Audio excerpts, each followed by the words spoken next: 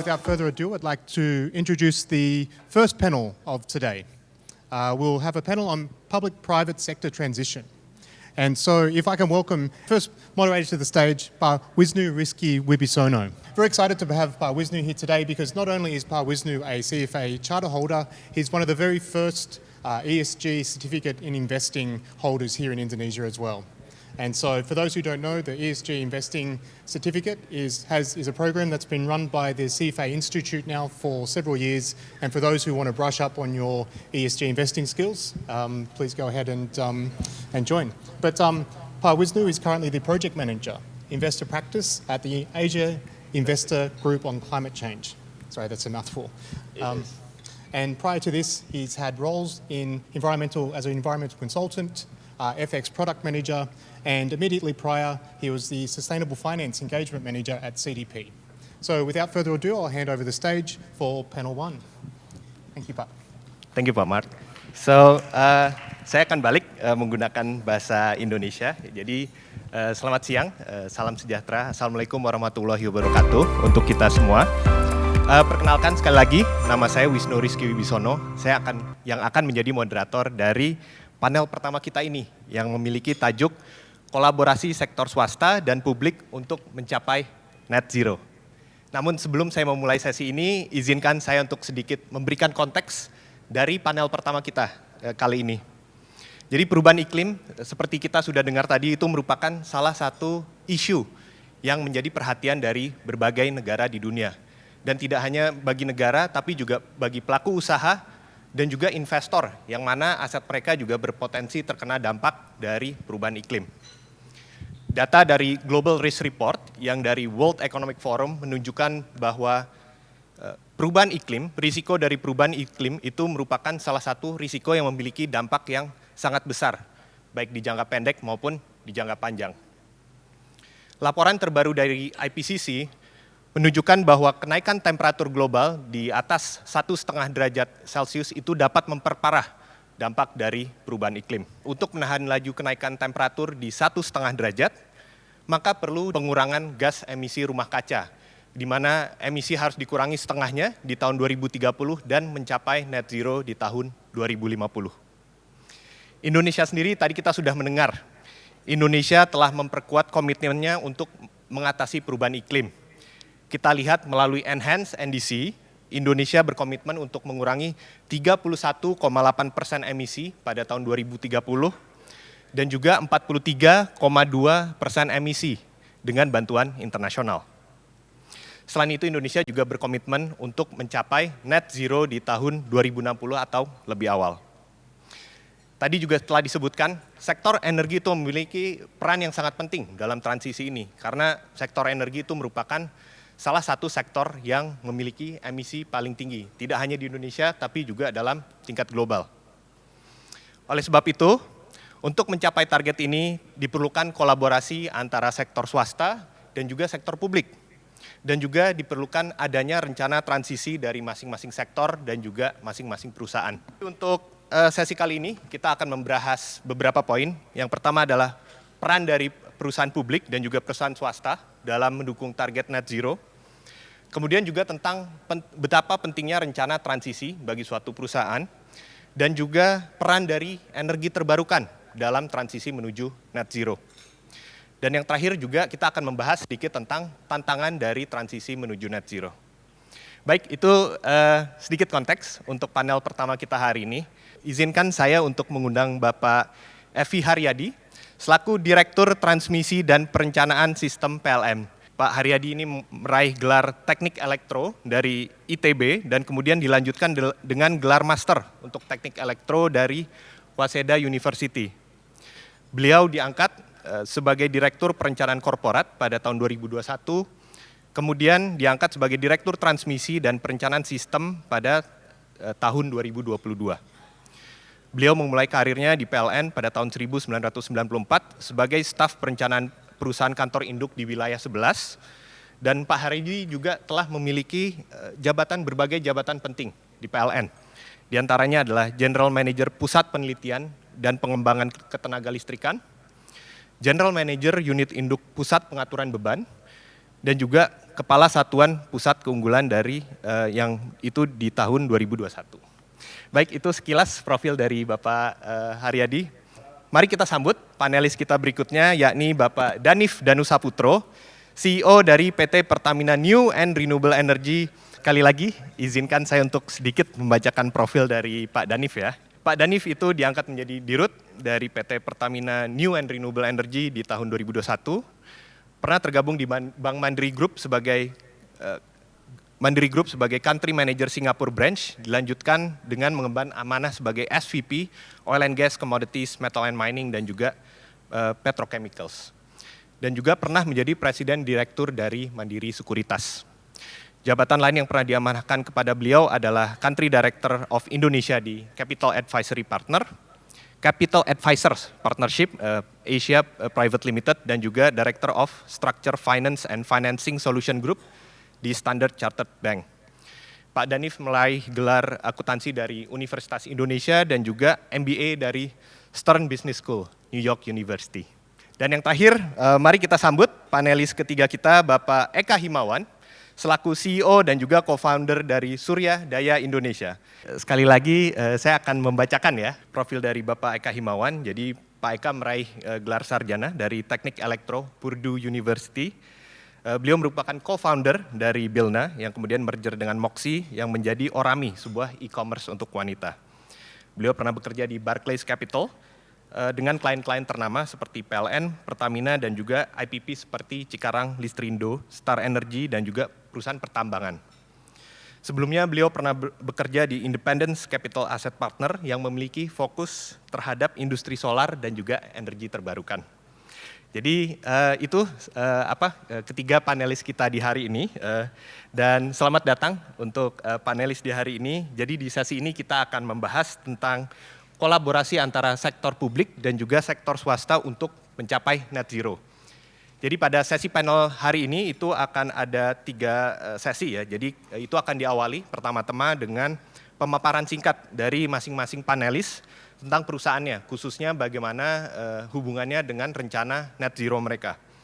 Kemudian setelah itu akan diikuti dengan sesi panel, dan di akhir itu akan juga terdapat sesi tanya jawab dengan para peserta.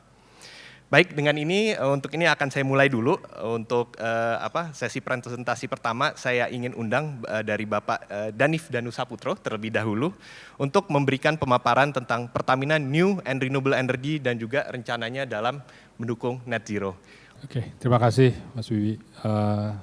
Terima kasih atas undangan dari CFA.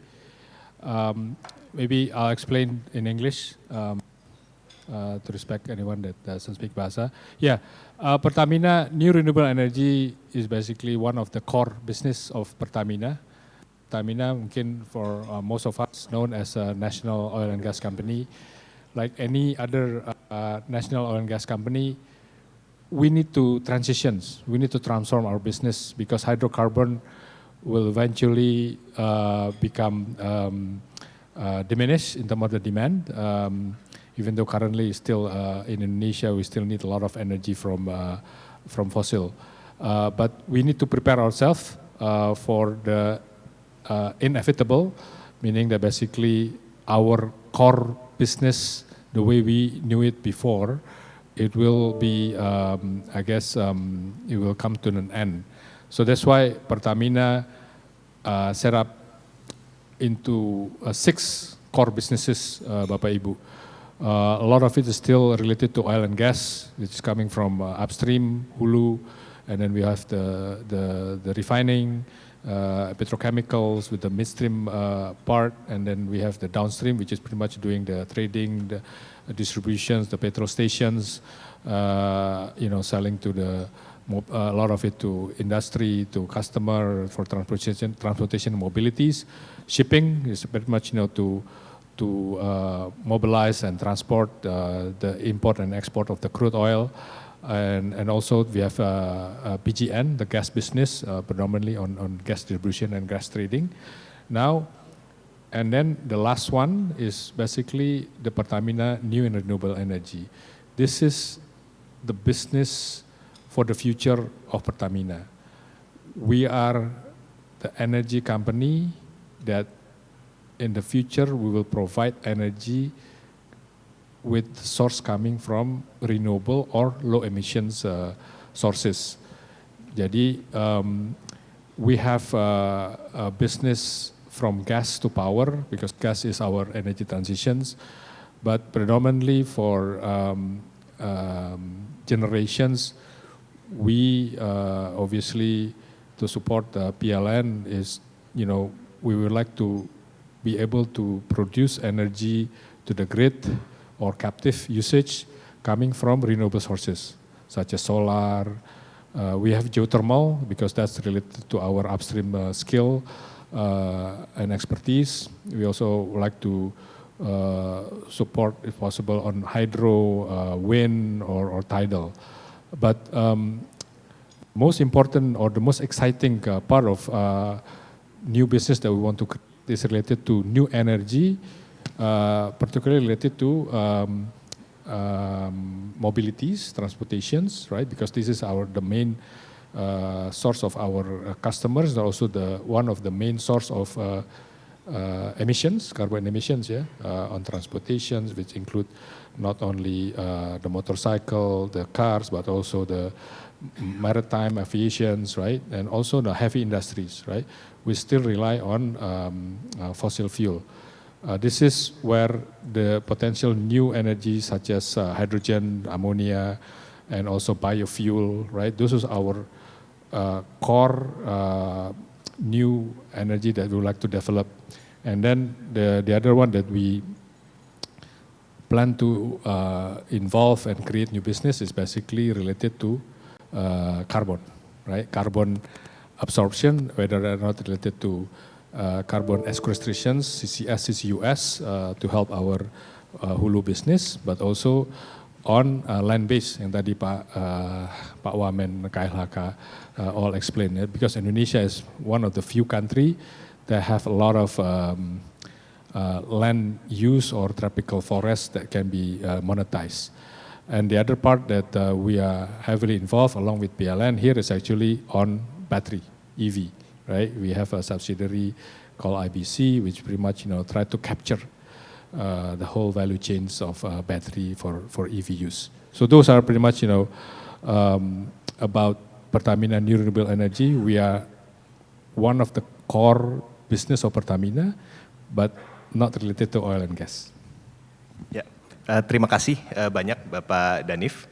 Selanjutnya akan saya lanjutkan dengan presentasi tadi karena sudah sempat disebut ya dengan PLN. Mungkin saya akan langsung saja untuk mengundang Bapak Evi Haryadi untuk memberikan gambaran umum tentang rencana PLN khususnya dalam transisi menuju net zero ini. Silakan untuk Pak Haryadi. Terima kasih Mas Wisnu. Pertama-tama kami ingin mengucapkan terima kasih khususnya ke Pak Hala, Pak Presiden CFE, yang telah mengundang kami untuk bisa hadir di sini untuk sharing terkait dengan transisi energi. Saya akan memberikan penjelasan sedikit mengenai peran PLN, bagaimana fungsi PLN di transisi energi saat ini. Ini adalah gambaran tadi sudah dijelaskan oleh Pak Wamen KLHK, bagaimana target NDC kita, sehingga di PLN pada COP tahun 2000, COP 26 di tahun 2021 kita declare sebagai deployment dari visi 2060 untuk bisa mengachieve juga net zero di sektor energi. Kalau tadi target 29% di 2030, kita akan coba itu akan menjadi peaking dari emission, jadi 335. Di situ kelihatan adalah bagaimana kita membantu pemerintah untuk bisa mengachieve di sektor energi khususnya PLN sampai dengan 100 million ton. Dan kemudian kita usahakan sampai tahun 2060 itu akan bisa kita achieve net zero emission dengan roadmap setiap 10 tahun yang seperti yang sudah kita gambarkan fuel mix-nya. Bagaimana fuel mix dari renewables itu meningkat dari 14% yang berwarna hijau itu nanti sampai dengan di 2060 mencapai 69%. Namun kita juga akan mengeksplor teknologi di mana kita tidak akan mematikan seluruh gas dan juga PLTU-nya di akhir, itu masih ada 8% yang akan kita combine dengan CCS. Kemudian ada 15% yang nanti akan kita switching ke hydrogen. Jadi inilah visi kita untuk nanti bisa mengachieve net zero emission tahun 2060. Nanti lebih detail kita akan jelaskan di saat mungkin tanya jawab. Next, ini lanjutnya adalah kita juga kemarin mensupport pemerintah karena pada 2022 kemarin setelah COP 2027 ada komitmen untuk JETP di saat G20 Summit, di mana saat itu kita diminta untuk melakukan enhancement penurunan emission dari yang tadi 335 itu akan mencapai ke 290 juta million ton sebagai peaking, dan kemudian net zero-nya diaccelerate ke 2050 dengan bantuan funding sekitar sampai 20 billion dolar.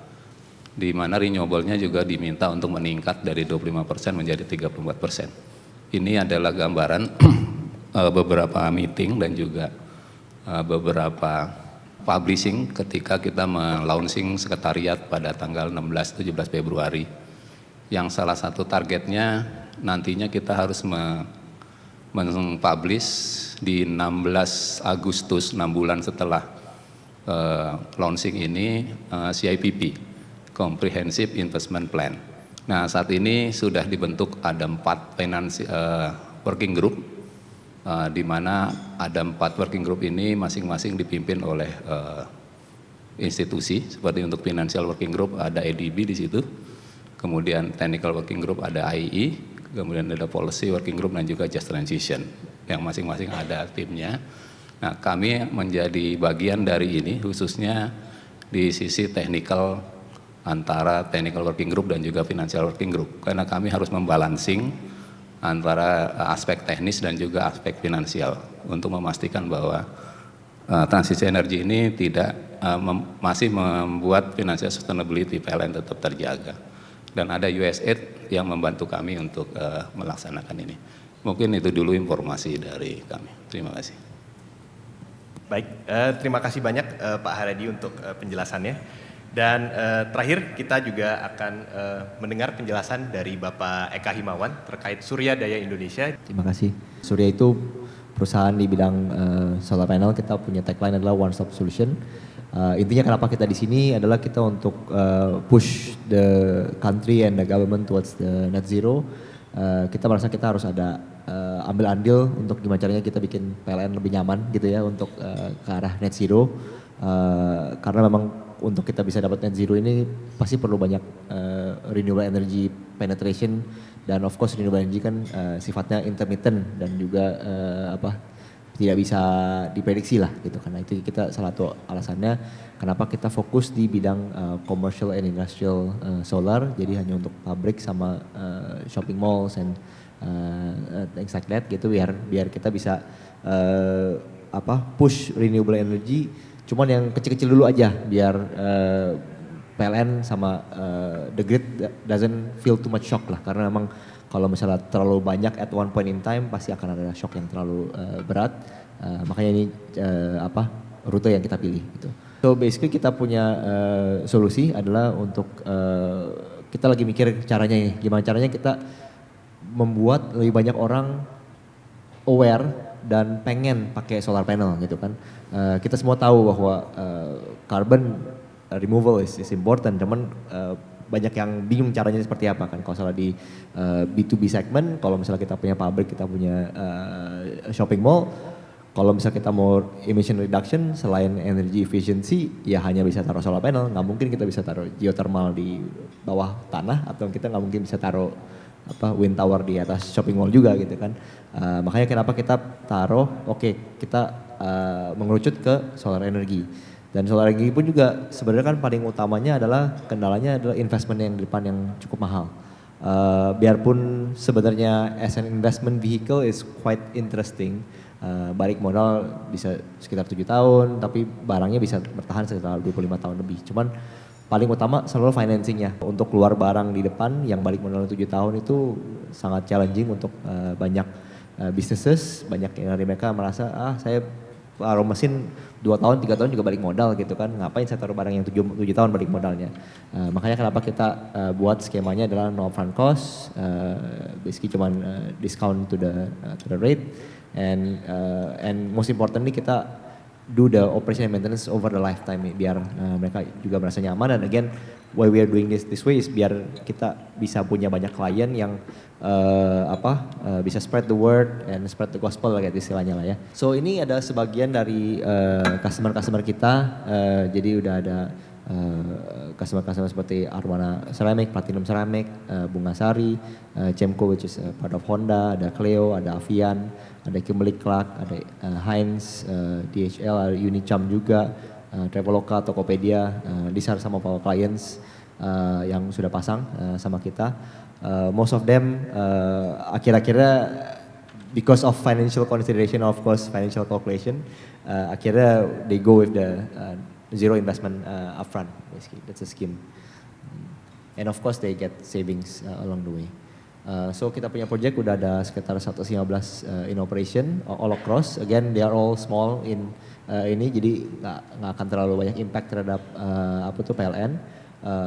Dan sudah di spread lumayan luas dari Medan ada 2 lokasi, Makassar, Bali, Jawa Timur, of course masih banyak di Jawa, cuma ada Palembang juga.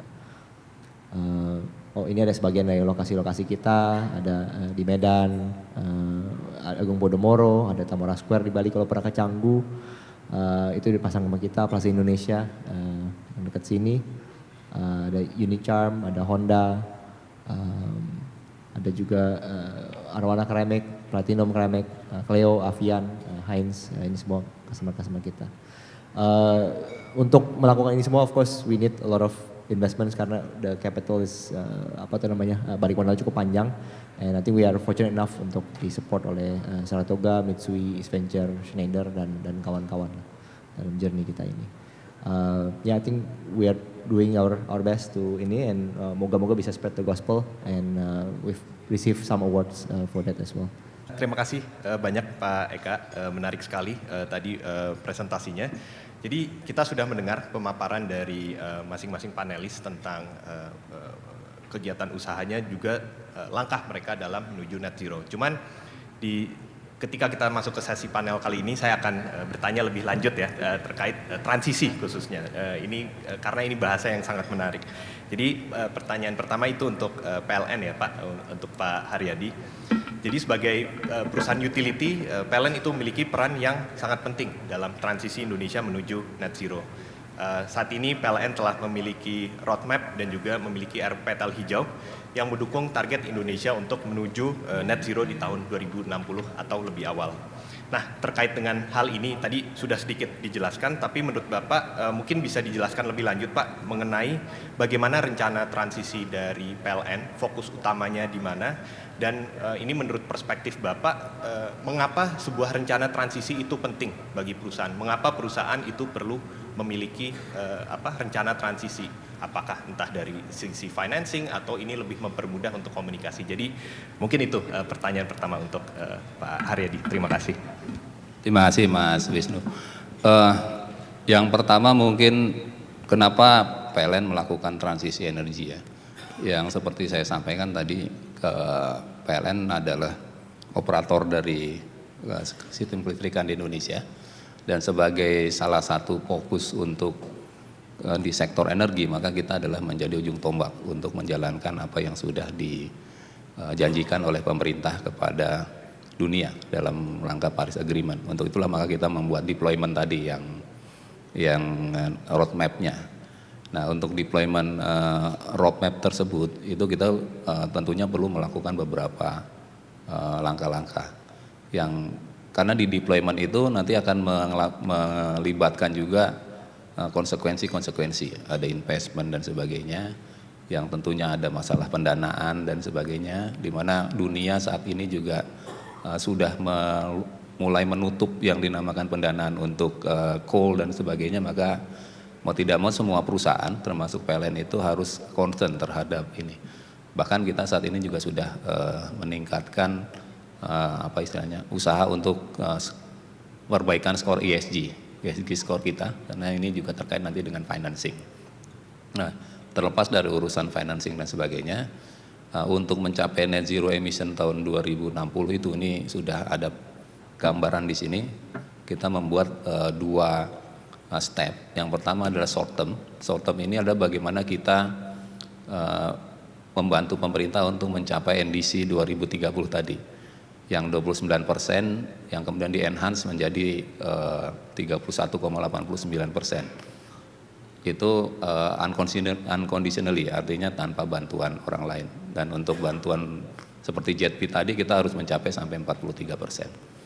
Nah, untuk short term, untuk mencapai NDC itu, target kita adalah bisa menurunkan 90 sampai 120 juta ton. Nah, kita bagi menjadi ada beberapa breakthrough yang kita buat. Yang pertama RUPTL 20,9 gigawatt itu kita akan coba achieve.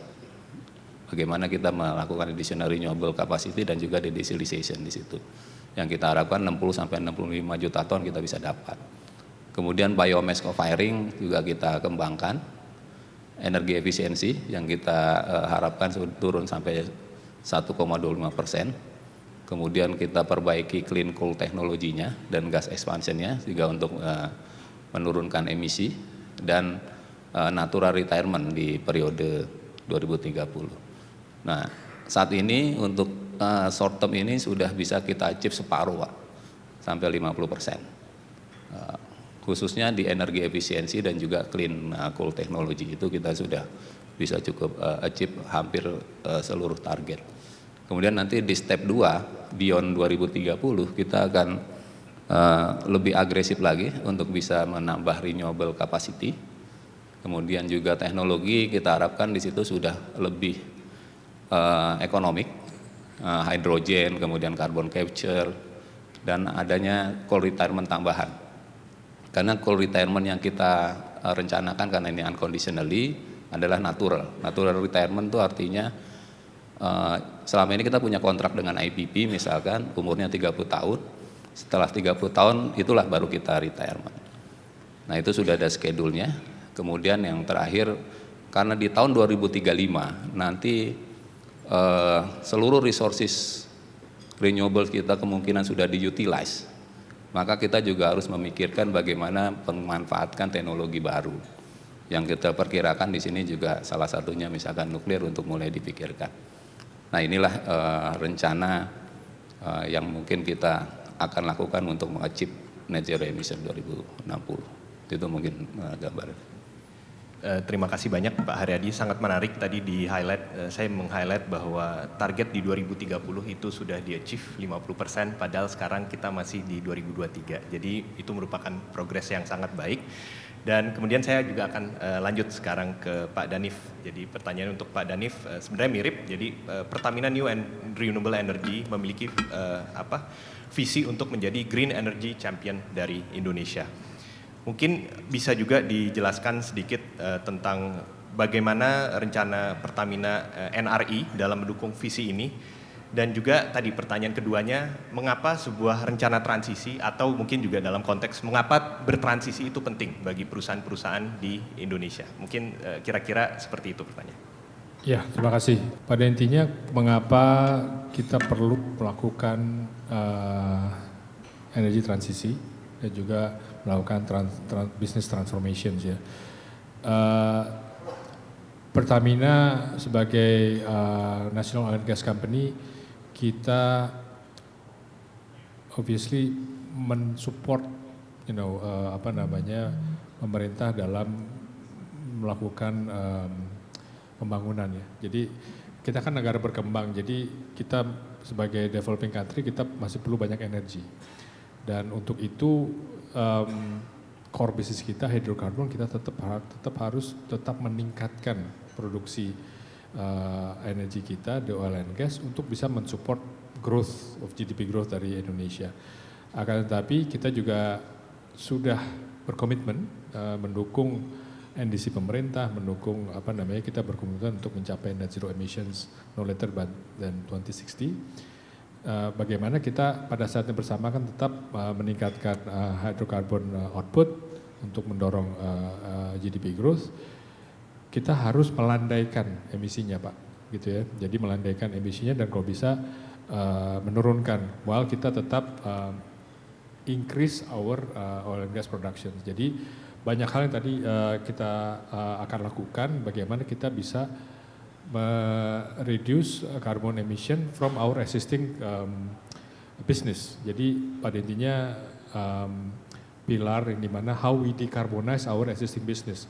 Dari tadi yang paling gampang yang sudah kita lakukan yang harus kita intensify seperti reduce flaring ya, atau no flaring nanti. Terus juga energy efficiency, kita melakukan electrification untuk fleet kita gitu ya, karena kan transportasi juga merupakan salah satu sektor yang menyumbang emisi yang sangat besar. Nah selain itu kita juga ingin dan harus mentransform bisnis kita untuk capture new green business. Nah, new green business ini yang tanggung jawabnya ada di Sapolda yang saya pimpin, bagaimana Pertamina in the future tetap akan menjadi dominant player di green energy sector ini. Kan nanti eventually kan energy sector actually coming from green sources gitu ya. Jadi kita akan melihat obviously dari renewable sources untuk power generation, supply to the grid, tapi itu cuma satu dari banyak hal. Untuk transportasi kita akan berkonsentrasi bagaimana kita tetap bisa menjadi dominant player untuk EV. Nanti kan orang akan merubah nih dari tadinya beli Pertalite, nanti akan either charging atau swapping battery, gitu kan, untuk motorcycle atau untuk car atau buses and whatnot. Nah ini kita wants to create that business. Walaupun sekarang masih sangat permulaan, masih sangat nascent gitu ya. Belum lagi nanti kita soal hydrogen. Hydrogen ini penting, walaupun tadi yang Pak Evi bilang bahwa sekarang belum economical, tapi kita harus mulai, gitu kan. Nah ini kita sudah mulai beberapa inisiatif, pilot project untuk bisa kita mulai memproduce green hydrogen, apakah itu dari geothermal, apakah dari solar, atau sumber-sumber lainnya. NBS tadi Pak Wamen KLHK, opportunity besar tapi banyak hal yang harus dilakukan. Nah ini kita bersama-sama di sini bagaimana kita bisa mendorong mengadvokasi regulasi, tadi banyak regulasi yang harus dikeluarkan atau di adjust gitu ya. Nah ini kita mendorong untuk bisa menjadi industri yang dimana Pertamina bekerjasama dengan state owned lainnya bisa menjadi dominant player juga. Jadi CCUS, CCS ya itu karena berhubungan dengan our core business sekarang di oil and gas. Jadi pada intinya kita ada dua pilar di mana kita decarbonize our existing business while still supporting the fossil fuel, tapi juga yang paling penting adalah to develop new green business.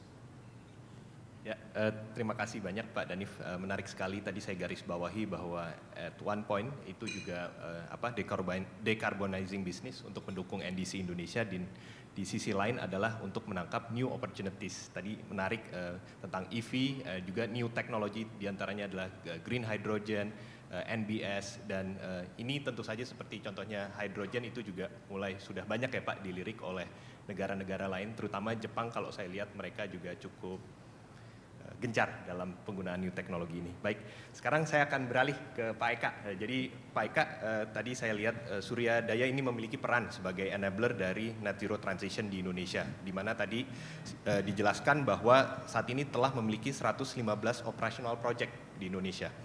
Nah, mungkin bisa sehubungan dengan hal ini bisa dijelaskan lebih lanjut ya, bagaimana Surya itu bekerja dengan perusahaan-perusahaan di Indonesia untuk mendorong mereka atau untuk mendukung mereka dalam transisi menuju target net zero. Dan juga pertanyaan lanjutannya ada, berdasarkan pengalaman dari bekerja dengan perusahaan-perusahaan ini dalam bertransisi ya, apa saja hal yang perlu diperhatikan oleh perusahaan ketika mereka ini ingin bertransisi? Karena menurut saya definisi atau istilah transisi ini masih baru ya, mungkin hanya beberapa yang baru tahu, tapi menurut saya transisi ini tidak hanya dilakukan segelintir perusahaan, tapi transisi ini juga harus dilakukan oleh berbagai macam perusahaan gitu. Mungkin boleh di-share sedikit pandangannya tentang dua pertanyaan tersebut. Terima kasih. Oke. Jadi mungkin yang pertama adalah role kita terhadap ini. So I guess mungkin secara apa tuh namanya, kalau bisnis kita itu kan kita bantu accelerate perubahan dan transisi energi ke business to business ini cuman on a side by side basis gitu ya. Jadi memang sebenarnya it's quite difficult for us untuk bantu mereka sampai 100%. Jadi biasanya kan kita terlimited oleh atap yang mereka punya. Jadi biasanya kita bisa bantu untuk ada progress lah. At the very least the earliest progress up to maybe 20%, maybe maximum 30% of the energy usage bisa di replace oleh solar panel. Tapi beyond that, we really need PLN dan Pertamina dan pemerintah lah untuk bisa push to the next level basically ya. Dan basically perannya kita adalah untuk membantu mereka dalam step pertama mereka ini, untuk mereka pasang PLTS atap dan mengurangi pemakaian listrik dari yang fossil fuel. Untuk yang pakai listrik dari fossil fuel, kalau misalnya yang generate sendiri, kita juga coba cari cara untuk mengurangi pemakaian diesel atau coal atau gasnya mereka gitu kan. Jadi memang kita ada dua cara. Jadi memang ada dua tipe kan pabrik. Ada yang pabrik yang pemakaian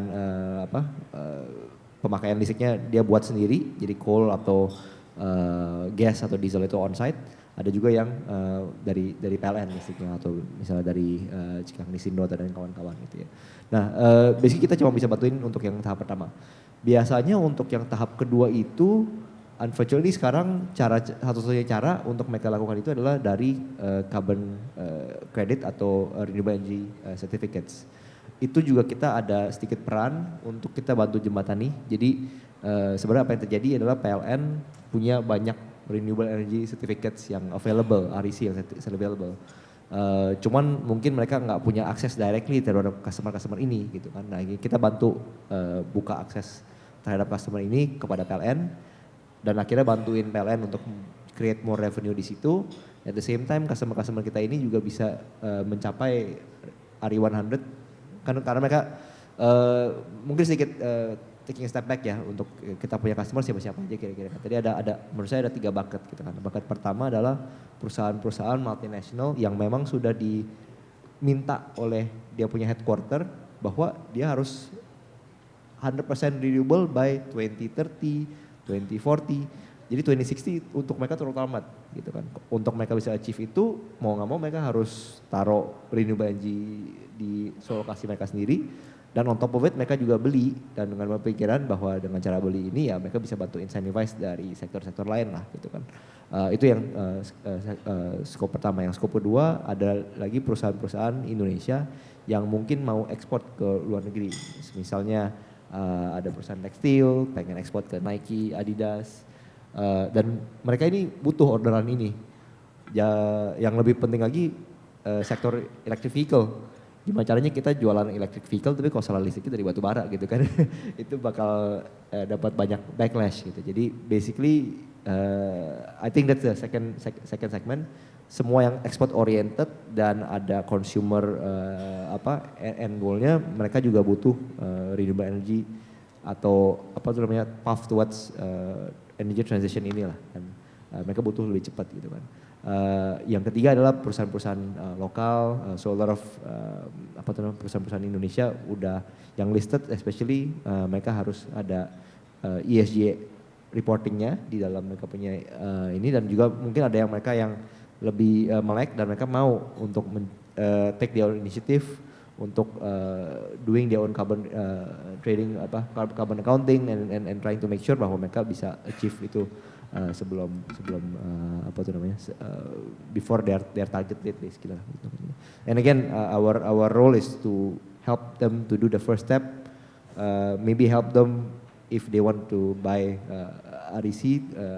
Cuman beyond that, I think it will be the role of the government sih untuk help them to achieve, and it's quite important untuk ekonomi ya. Kalau enggak kita nggak punya barang nggak akan bisa bersaing di luar sana. Itu it's very important. Baik, terima kasih banyak Pak Eka. Ini saya garis bawahi bahwa tadi perusahaan itu memiliki 3 alasan yang berbeda ya untuk memiliki renewable energy khususnya untuk mengurangi emisi skop 2 mereka, baik itu langsung dari renewable energy maupun menggunakan renewable energy certificate. Yang pertama adalah komitmen, karena tadi di-highlight bahwa biasanya perusahaan multinasional itu memiliki komitmen untuk memiliki renewable energy 100% by either 2030 tadi ya contohnya. Yang kedua adalah market forces ya, kalau saya lihat tadi di-highlight bahwa kalau untuk ingin ekspor kadang mereka juga bayarnya memiliki requirement untuk renewable energy, dan yang ketiga adalah yang untuk publicly listed itu adalah taking their own initiative. Jadi noted, terima kasih Pak Eka. Sekarang saya akan masuk ke sesi pertanyaan kedua, yakni tentang tantangan. Jadi yang kita ketahui transisi menuju net zero itu kompleks. Transisi menuju net zero itu memiliki berbagai macam tantangan. Jadi di sesi ini saya ingin menanyakan terkait dengan tantangan dan ini pertanyaan pertama akan saya mulai dulu dengan Pak Danif ya, Pak. Sesuai dengan namanya, core business dari Pertamina NRI adalah mengembangkan berbagai energi baru dan terbarukan, yang mana ini merupakan komponen penting dalam transisi. Nah, mungkin dari perspektif Bapak bisa di-share apa saja tantangan dalam mengembangkan sektor new and renewable energy, dan berikutnya adalah bagaimana Pertamina NRI menghadapi atau mengambil langkah untuk menghadapi tantangan tersebut. Terima kasih. Mungkin tantangannya banyak, tapi kita konsentrasi di key one ya. Jadi di energi, terutama di oil and gas, tantangannya adalah reliability dan obviously affordability. Gitu ya. Jadi di sini untuk Pertamina sendiri kita ingin mereduce carbon emissions, obviously kita harus punya alternatif sumber energi, green energy yang reliable. Nah, tadi kan Pak Eka bilang PLTS itu intermittent, gitu kan ya. Kita refinery kita nggak bisa tuh Pak, ada blip sedikit ya. Even maaf ya Pak Reddy, kan even dari PLN kalau ada turun naik kita harus ada stabilizernya kayak gitu-gitu ya. Jadi makanya kita perlu ada backup reserve yang besar. Nah ini yang membuat nggak cuma oil and gas ya, mungkin steel mill dan juga semen gitu ya, heavy industry itu harus mencari alternatif lain gitu ya, yang bisa reliable. Affordability ini kalau menurut saya key ya, terutama di Indonesia, karena untuk bisnis Pertamina kita ujung-ujungnya kita memproduce produk, ujungnya kita lihat Pertalite, Pertamax, After dan lain-lain ya. Ini yang dipakai sehari-hari untuk transportasi, supply chain, orang commute setiap hari ke kantor. Ini masih subsidized Pak, gitu ya. Dan kita tahu ini penting gitu ya untuk secara makro untuk inflasi, untuk membantu affordability. Jadi memang ini bukan hal yang mudah, begitu Pak.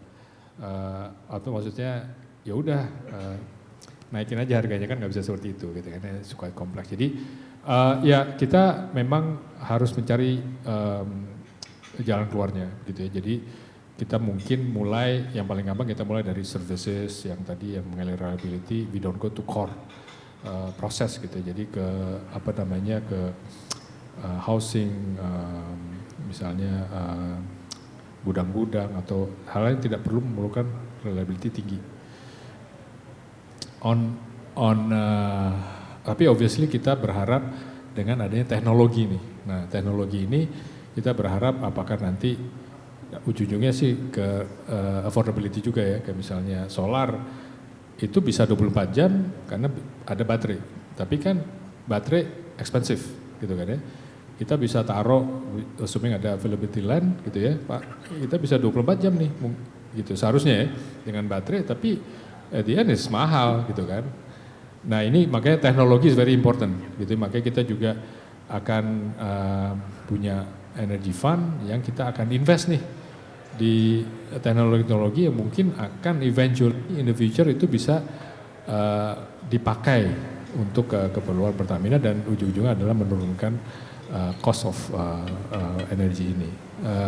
Mungkin itu yang paling challenging lah ya, yang harus kita capai solusinya. Baik, terima kasih. Tadi saya garis bawahi ya. Jadi poinnya adalah tantangan pertama adalah reliability dan yang kedua adalah affordability. Jadi saya lanjutkan langsung ke Pak Eka, berhubung tadi kita bicara tentang renewable energy ya. Tadi Pak Eka di presentasi sempat menyebutkan salah satu tantangannya adalah terkait financing, tapi itu tadi dengan diatasi dengan zero DP ya istilahnya ya.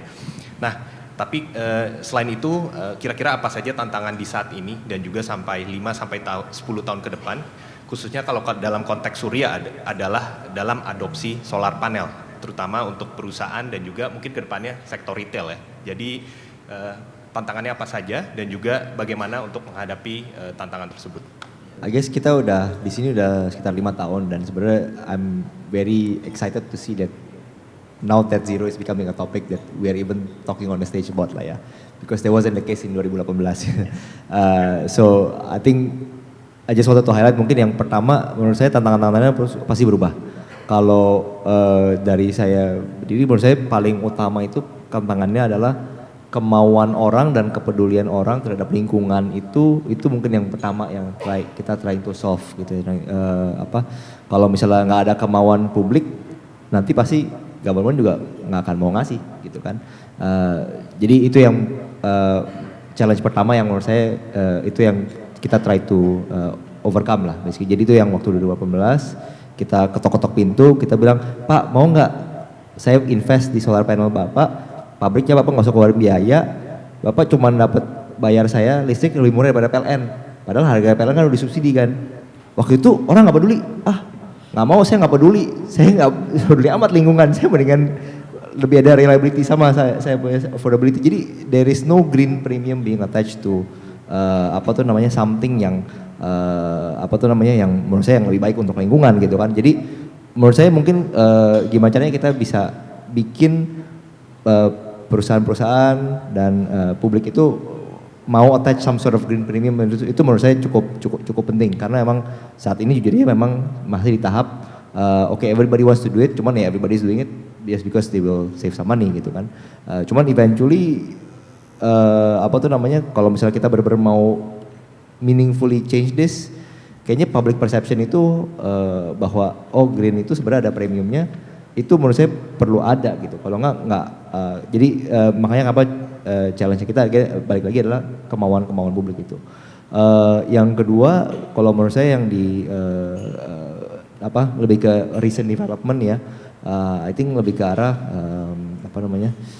stability of the regulation sama ininya ya I think that's actually been quite the challenge di lapangan. I understand that PLN has been doing a lot of work at the top, cuma memang di lapangan itu banyak yang simpang siur karena basically ada ketidakpastian gitu kan.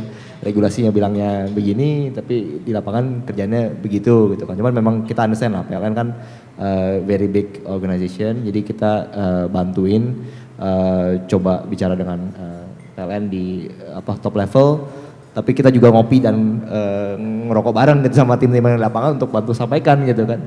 Jadi kita minta tolong aja sih kepada PLN untuk bantulah pakai kita gitu kan untuk bantu diseminasi informasi ini. Dan kalau saya lihat sih sebenarnya dari top level management PLN udah sangat support terhadap renewable energy ini. Cuman memang untuk bantu diseminasi ini dan bantu buka wawasannya tim yang di lapangan itu yang kayaknya mungkin perlu lebih banyak pakai orang-orang seperti kita ini untuk bantu woro-woroin ke sana, karena kita masih punya kapasitas dan energi untuk ngopi-ngopi bareng sama ngerokok bareng sama mereka gitu. Terima kasih Pak. Siap, terima kasih Pak Eka. Jadi garis bawahi tadi satu awareness ya, ini penting. Saya juga melihat dulu saya 2018 ketemu dengan perusahaan ngobrolin ESG itu nggak ada yang paham. Tapi sekarang now everyone's talking about ESG. Jadi ini menarik sekali dan juga tadi terkait dengan green premium. Yang kedua adalah terkait dengan kepastian regulasi. Sekarang saya akan masuk ke PLN. Jadi Pak Haryadi, lagi-lagi PLN itu memiliki peran yang sangat penting dalam transisi. Jadi pertanyaan saya, tantangan utama PLN dalam transisi ini apa saja, khususnya dalam konteks tadi sempat disebutkan natural retirement dan juga early retirement. Tadi kan sempat disebutkan tentang JETP ya, dan juga tadi berhubung sempat dibahas juga itu tantangan apa saja yang dihadapi dalam adopsi energi terbarukan. Mungkin kira-kira seperti itu pertanyaannya. Terima kasih, Mbak Wisnu. Mungkin ini kurang lebih hampir sama lah apa yang disampaikan oleh Pak Danip dan juga Pak Eka ya. Jadi di sisi PLN, seperti yang tadi sudah disampaikan ada roadmap sampai 2060. Itu kalau kami coba hitung, itu kita membutuhkan dana sekitar 700 billion dolar. 700 miliar dolar atau sekitar 10.000 triliun ya, 10.000 triliun. Nah, tentunya hal ini suatu kebutuhan investasi yang sangat tinggi, khususnya adanya perbedaan investasi yang kita lakukan selama ini. Investasi PLN kan selama ini menggunakan pembangkit konvensional. Pembangkit konvensional ini adalah pembangkit yang menggunakan fuel, sehingga rata-rata dia adalah backloading investment. Jadi investment di awal capex-nya murah, tapi kita punya operation untuk fuel. Tapi untuk investasi renewables, especially untuk solar kayak dan wind, itu kan fuelnya hampir zero, karena menggunakan natural resources, tapi semuanya di capex. Artinya dia adalah front loading investment. Nah, ketika kita melakukan investment dalam bentuk front loading investment ini, artinya kan capex akan jauh lebih tinggi daripada capex yang biasa kita lakukan. Dan seperti kita ketahui, salah satu kendala di sisi PLN kan adanya batasan debt yang sudah diatur oleh state owned enterprise kita, bahwa kita tidak boleh lebih dari 500 triliun, dan itu kita jaga sehingga capacity investment kita sekitar 100 triliun ini setiap tahun. Nah, untuk bisa memenuhi itu kita hitung paling tidak harus 150 triliun rata-rata, artinya ada tambah 50 triliun. Kalau itu kita mau masukkan menggunakan investment yang membutuhkan debt, tentunya itu satu. Jadi ada masalah di kemampuan capacity, batasan di sisi regulasi, kemudian juga nanti dari revenue model PLN. Maka itu kami saat ini sedang diskusi dengan JETP juga seperti apa. Mereka kan hanya memberikan komitmen sekitar 20 billion. Dari 20 billion itu juga 10 billion public, 10 billion komersial. Nah, kita saat ini sudah mencari pendanaan menggunakan sovereigns, dan itu udah sangat rendah kan bunganya. Mereka juga udah pusing untuk yang komersial untuk bisa memberikan pendanaan supporting yang lebih rendah dari